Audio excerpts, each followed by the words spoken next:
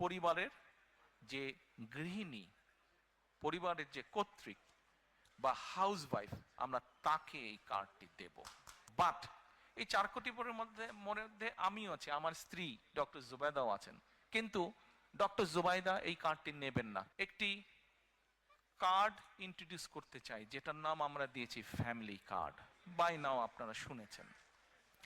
এখন এই ফ্যামিলি কার্ডটা কি, নাম হয়তো আপনারা শুনেছেন অনেকে, কেউ কেউ হয়তো আপনারা এখানে যারা আজকে উপস্থিত আছেন কেউ কেউ হয়তো আপনারা জানেন।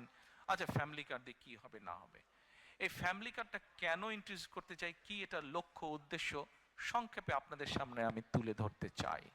এবং আপনাদের কাছে যেটা তুলে ধরবো, আপনাদের প্রতি আমার অনুরোধ থাকবে আপনারা এই কথাগুলো আরো মানুষের কাছে পৌঁছে দিবেন। আসুন এবার ফ্যামিলি কার্ডটি কি আমরা সংক্ষেপে বিবেচনা করি, দেখি আমরা। এটি আমরা যে ব্যাংক কার্ড ব্যবহার করি, এটি ব্যাংক কার্ডের মতন একটি কার্ড। এখন এই কার্ডটি আমরা কাকে দেব? এই কার্ডটি আমরা দেব বাংলাদেশে এই মুহূর্তে অ্যাভেলেবল যত ডাটা আছে, সেই ডাটার ভিত্তিতে আমরা দেখেছি বাংলাদেশে 4 কোটি পরিবার আছে।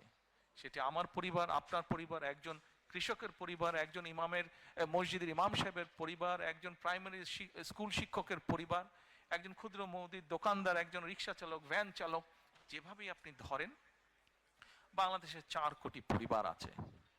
আমরা প্রথমে এই কার্ডটি দেওয়া শুরু করব গ্রাম থেকে, যারা মোর ডিজার্ভ করে।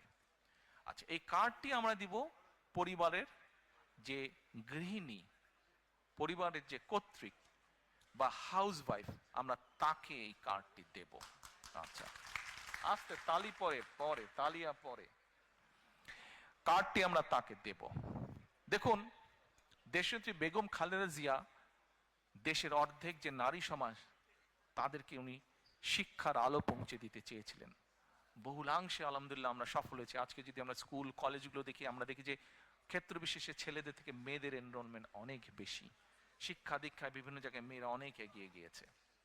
নেপোলিয়ন বলেছিল, আমাকে শিক্ষিত মা দাও, আমি তোমাদেরকে শিক্ষিত জাতি দেব।